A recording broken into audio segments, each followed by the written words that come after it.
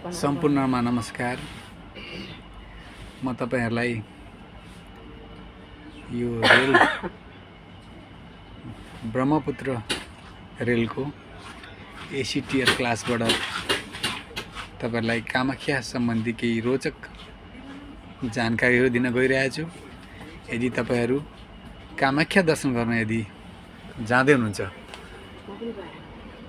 भने तपाईहरु नेपालबाट हुनुहुन्छ भने तपाईहरुले नेपालको काँक्राबिट्टा हुँदै एनजेपी पुग्नुपर्ने हुन्छ र एनजेपी मा गएर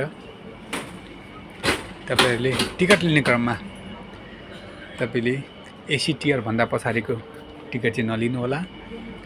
एसी टियर सम्मको क्लासको टिकट राम्रै हुन्छ र तपाईहरुले सबैभन्दा महत्त्वपूर्ण कुरा चाहिँ टिकट लिँदाखेरिको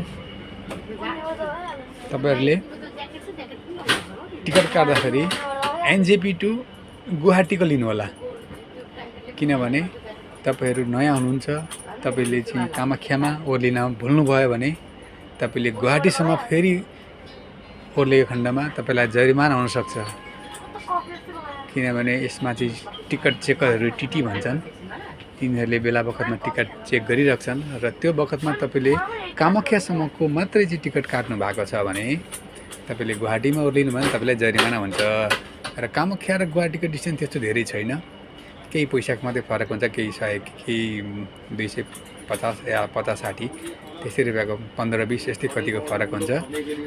र त्यसैले तपाईले एनजेपी टु गुवाहाटीको काट्नु होला र त्यो काटिसकेपछि तपाईहरु मजाले यात्रा गर्दै आउनुहोस्। नजानेको कुराहरु सोध्दै छेउछाउमा बसेका मान्छेलाई सोध्दै आउनुहोस् र कामाख्या जंक्सनमा आएपछि तपाईहरुले ओर्लिनु पर्ने हुन्छ।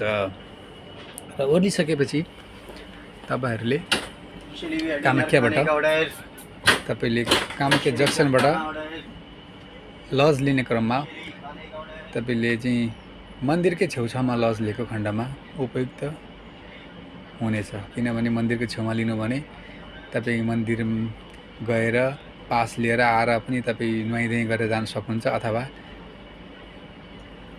जुन दिन तपाईले गरेको प्लान अनुसार दर्शन गर्न पाउनु भएन भने फेरि पनि तपाई रुममा आएर आराम गरेर जान सक्नुहुनेछ। त्यसकारणले रुम लिने कुरामा चाहिँ तपाईले मन्दिरकै वरिपरि रुम लिनु होला र रुम लिँदाखेरि बुझेर लिनु होला। यहाँ 1000 देखिका रुमहरु छन्, 1000, 1500